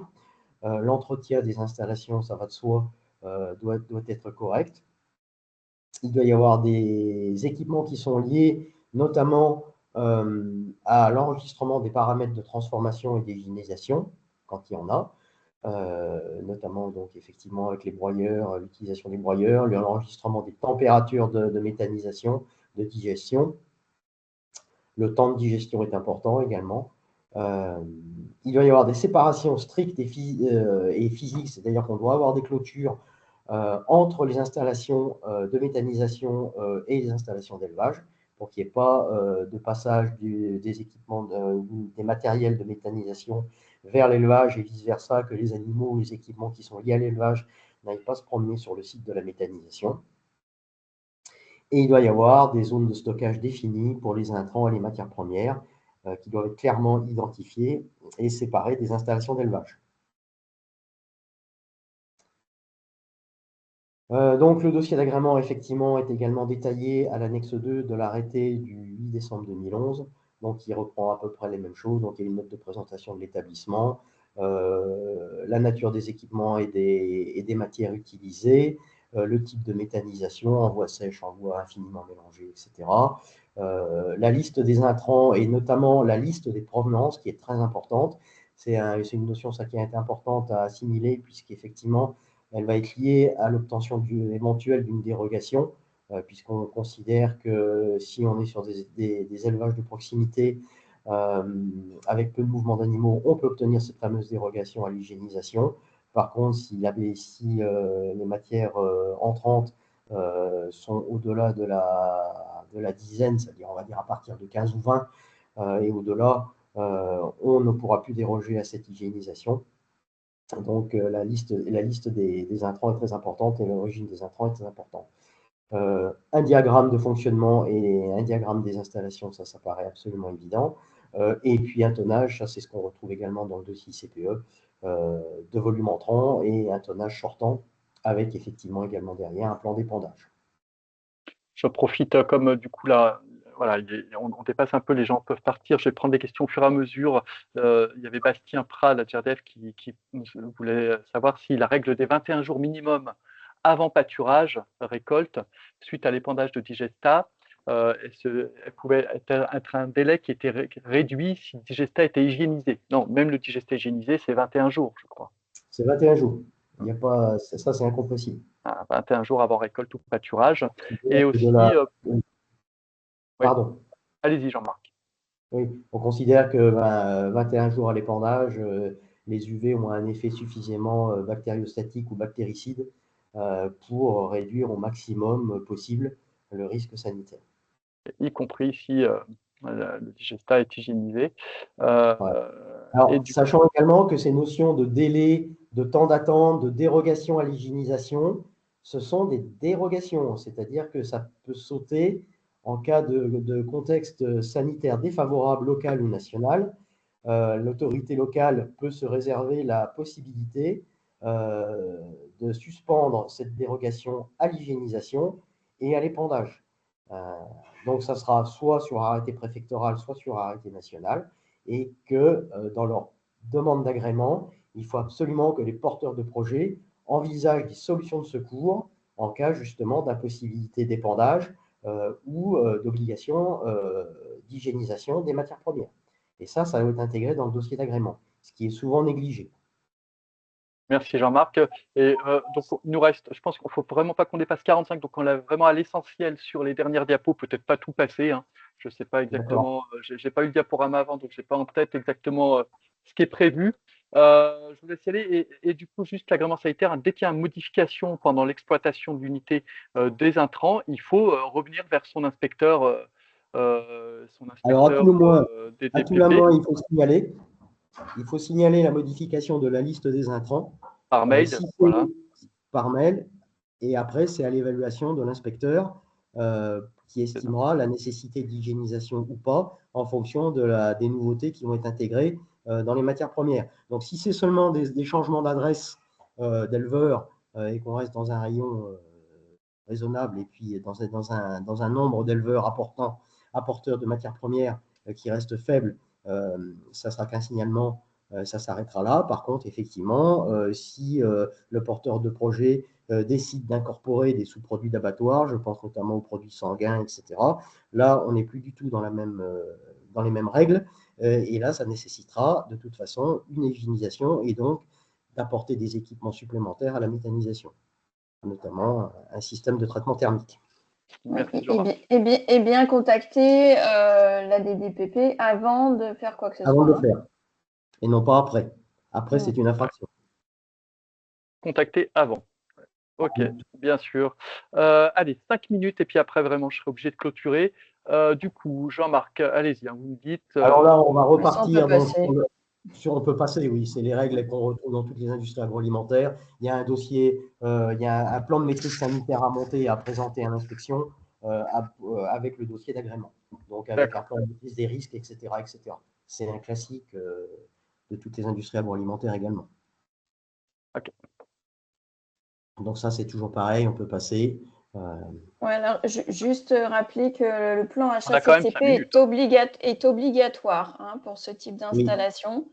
Voilà. Donc ça, c'est décrit dans la réglementation, notamment l'article 29 du règlement 1069-2009, avec une adaptation, une flexibilité évidemment pour les dossiers de petits méthaniseurs, micro-métha ou méthaniseurs agricoles. Voilà. Donc l'agrément sanitaire, c'est vraiment anticipé. Qui est indispensable. Toute cette notion de traçabilité qu'il faut absolument garder en tête depuis la production du sous-produit jusqu'à son épandage, donc jusqu'à sa destination finale. Et des cas très concrets sans le maîtrise sanitaire, moi je me souviens là, c'était par exemple, effectivement, les silos pour les intrants, par exemple d'ensilage pour la méthanisation, doivent être différents, bien sûr, des silos d'ensilage pour l'alimentation animale. Et en C'est ça. plus, ça ne doit pas se croiser, ça ne doit pas être les mêmes pelles, les mêmes godets qui prennent les C'est ça, produits, effectivement, etc. dédié. Et les silos de matières premières ne doivent pas se trouver sur un site d'élevage. Ils doivent se trouver sur le site de méthanisation qui lui-même est séparé de l'établissement d'élevage. D'accord. Ok. Là, maintenant, du coup, avant, au début de la mise en place de la filière, c'était des choses qui étaient un peu compliquées des moments à intégrer, mais là, maintenant, il n'y a plus trop de soucis là-dessus sur vos agréments sanitaires que vous recevez. Ça le reste sur les petites installations parce qu'ils ne comprennent pas forcément. Oui, mais c'est mes animaux, etc. Mais oui, mais vous faites revenir des fumiers qui proviennent de chez le voisin ou de la ferme d'à côté. Et il y a un risque sanitaire évident. Donc, il faut respecter cette marche en avant, cette séparation des flux, etc. Ça, ils ont encore un peu de mal à comprendre la raison. D'accord. On prendra les questions de Stéphane Gitten dans quelques instants. On va continuer. Voilà, paramètres de conversion. Donc voilà, donc pour le cas où effectivement il n'y a pas de dérogation à l'hygiénisation, il y a des paramètres de conversion obligatoires à respecter. Donc la règle générale, c'est la pasteurisation, hygiénisation donc des span avant la mise au digesteur. Donc la règle, ça c'est la norme européenne, c'est le standard UE, c'est 70 degrés pendant 1 heure avec des particules de 12 mm. Ça c'est la règle générale. Mais comme on l'a déjà vu, il existe des dérogations possibles. Qui dépendent donc de la nature des intrants qui vont être incorporés, donc de leur catégorie C1, C2 ou C3, de leur origine, donc si c'est local ou si ça vient de l'autre bout de la France ou si ça vient des industries agroalimentaires, et de leur multiplicité, c'est-à-dire que plus on a d'intrants différents et d'apporteurs différents, plus le risque sanitaire est élevé, moins on accordera cette dérogation. Bien entendu, comme on vient de le voir également, en fonction du risque et du contexte sanitaire national ou local. Donc, si on a des foyers de tuberculose, si on a des foyers de DNC, comme c'est la mode en ce moment, ou d'influenza aviaire, effectivement, cette fameuse dérogation peut sauter à tout instant. Ce n'est pas un droit, c'est juste une dérogation, comme son nom l'indique, et elle peut être retirée n'importe quand. Donc, le devenir du digestat. Donc, bien entendu, le digestat, alors c'est un produit dérivé, comme on l'a vu tout à l'heure. Donc, il doit être tracé, de toute façon, ça reste un sous-produit. Tant qu'il est brut, ça reste un sous-produit. Donc, il doit y avoir une traçabilité aussi bien amont que pendant la conversion, et bien entendu, une traçabilité aval par le biais notamment des registres d'épandage ou des DAC si le sous-produit, si le digestat est mis sur le marché. Il y a des règles de critères microbiologiques à respecter, donc qui sont définis à l'annexe 5 du règlement 142, notamment donc, par des recherches périodiques de contaminants bactériologiques sur les digestats pendant le stockage, soit en début de stockage, soit en fin de stockage, en tout cas avant le début de la campagne d'épandage. Donc, le délai à respecter des 21 jours qui est obligatoire et incompressible, traçabilité aval, identification des produits dérivés. Donc, effectivement, le producteur de digestat doit définir quelle est la catégorie précise du digestat qui va être mis sur le marché, du produit dérivé.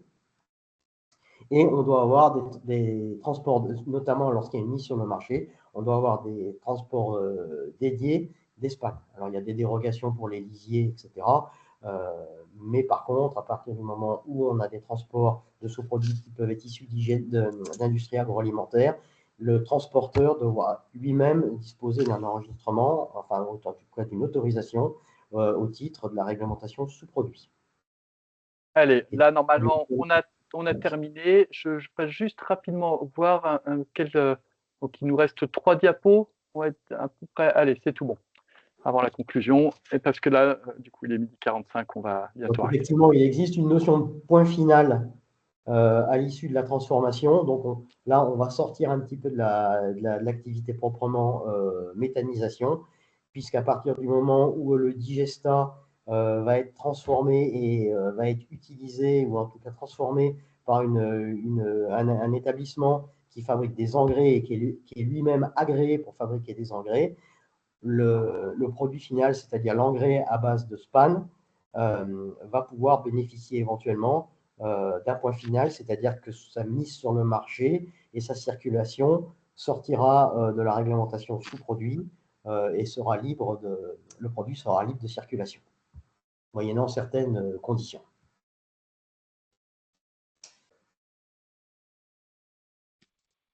Donc, effectivement, un produit qui bénéficie de la dérogation à l'hygiénisation ne pourra pas partir sur le marché européen et encore moins sur le marché international.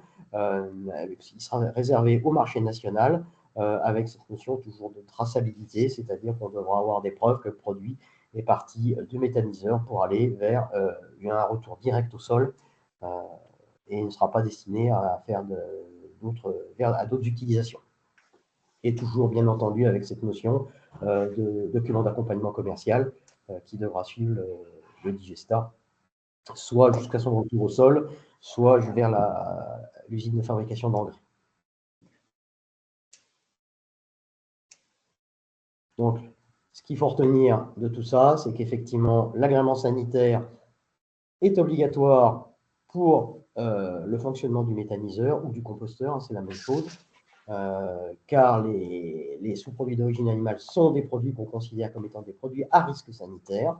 Donc cet agrément est délivré à la suite d'une demande faite par le porteur de projet par l'autorité locale, c'est-à-dire la DDPP, sur présentation d'un dossier. Donc il va reposer cet agrément sanitaire sur l'application de paramètres de conversion qui sont soit des paramètres normalisés européens à 70 degrés, 1 heure à 12 mm de particules. Ça, c'est le standard UE. Ou alors sur une dérogation à l'hygiénisation, moyennant des restrictions d'utilisation derrière. Donc, cette attribution d'agrément sanitaire, effectivement, repose globalement sur la gestion et l'évaluation d'un risque sanitaire sur l'intrant et sur le risque sanitaire que peut représenter également l'épandage et l'utilisation du produit final. Donc voilà en gros ce qu'on peut dire sur les règles sanitaires qui s'appliquent à la méthanisation. Merci Jean-Marc. Du coup, donc là, on a dépassé. Il y a pas mal de gens qui nous ont quittés déjà. On n'est plus que 34, on était 75, 79 au plus haut de ce webinaire. Quelques questions. Écoutez, comme là, du coup, on va finir sur ces questions-là.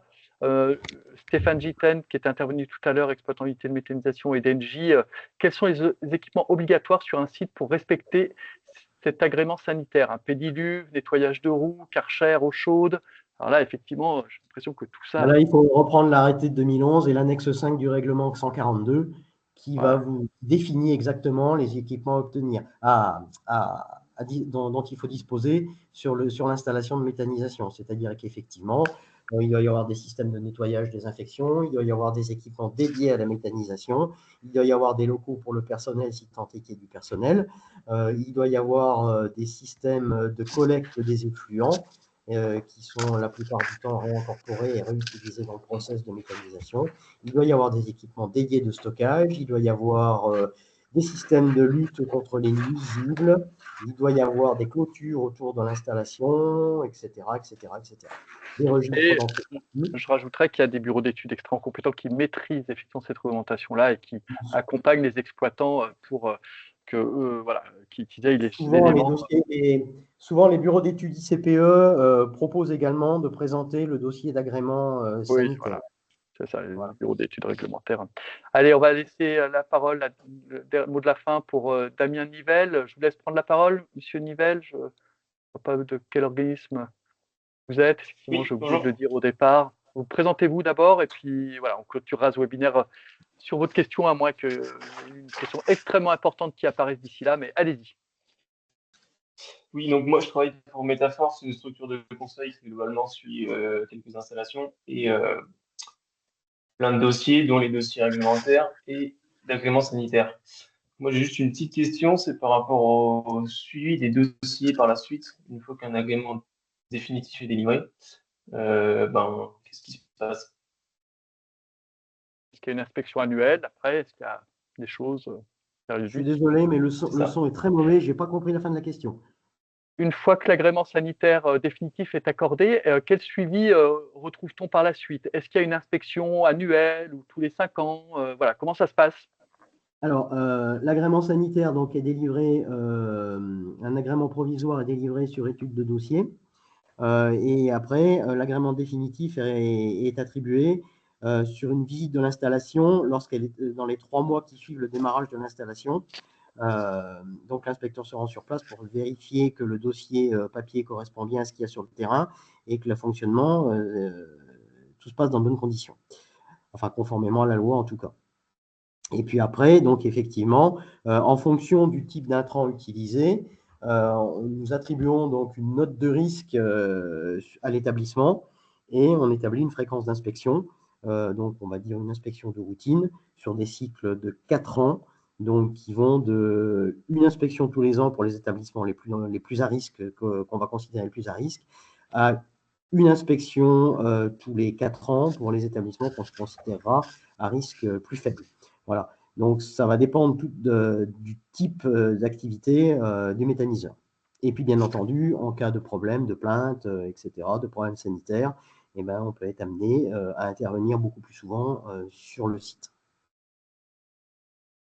Parfait, Très merci bien. Jean-Marc. Voilà, juste C'est très en clair. complément de ce qu'a dit Jean-Marc, c'est défini par une instruction en fait. Hein. C'est ça. Et la note de risque est calculée en fait par chaque DRAF ou chaque DDPP. Ça dépend de l'organisation locale et ça dépend aussi des événements qui ont pu être notés, comme le disait Jean-Marc, en cours d'année. Très bien. Ok. Merci. Dans tous les cas, avant de démarrer l'activité de l'établissement, de toute façon, il faut prendre en contact absolument avec la DDPP ou la DSPP de son département et présenter le dossier d'agrément et la demande d'agrément avant la mise en service du site. Ça, c'est très important. Et ça me permet de rebondir, Jean-Marc, sur ce que vous dites pour ceux qui sont toujours là. En région Auvergne-Rhône-Alpes, les administrations, l'ADEME, la région et l'ensemble des partenaires d'Ambition Biogas 2028 ont contribué à mettre en place les comités techniques méthanisation, notamment pilotés par les DDT, où on doit venir présenter son projet et c'est un préalable absolument nécessaire, notamment pour obtenir les aides à l'investissement de la région et de l'ADEME, de mémoire. Enfin, la région et l'ADEME qui est là, me détromperont si je me trompe, mais je ne crois pas. Et voilà, et ça, c'est vraiment un point essentiel, que les administrations soient au courant en amont. Ça permet de déminer beaucoup de choses et d'avoir un dossier qui va plus vite après, quoi. C'est ça. Ça permet d'anticiper les problèmes, de connaître exactement la nature du projet et de travailler avec le porteur de projet et les administrations, les diverses administrations parties prenantes sur le dossier et d'arriver en fin de construction sur un dossier qui tient la route et il n'y a plus qu'à tourner la clé et à démarrer. Voilà, Yann Renard de la région confirme bien que les aides région à l'investissement et les aides ADEME aussi, je pense, sont soumises à une présentation préalable du dossier en comité technique méthanisation et vraiment, ça fait partie des points clés pour qu'une filière en région se développe et se déploie de manière robuste et surtout le plus rapidement possible. Tout à fait. Ok, ben merci. Je vous propose de clore. On a pas mal dépassé, je m'en excuse. Du coup, je vous envoie un mail d'ici demain où vous aurez le lien pour voir le webinaire. Et dans quelques jours, sur ce même site, vous aurez aussi la vidéo, le replay de ce webinaire-là. Comme ça, vous pourrez vous y revenir pour voir un petit peu plus d'éléments si vous en avez loupé. Par ailleurs, l'ensemble des interlocuteurs que j'ai eu aujourd'hui, que je remercie, merci M. Demoulin, merci M. Legrand, merci Mme Legrand, pardon, merci Marc, merci, au début c'était Gilles Le Gouex de l'Adréal, il y avait Kevin Gay qui voulait peut-être dire un mot, mais là c'est vraiment tard, sur des aspects de culture principale. Kevin, je te propose de mettre ça dans le diaporama et on en fera part aux interlocuteurs, enfin, on l'intégrera au diaporama. Merci à vous et bonne journée, bonne fin de semaine et à bientôt.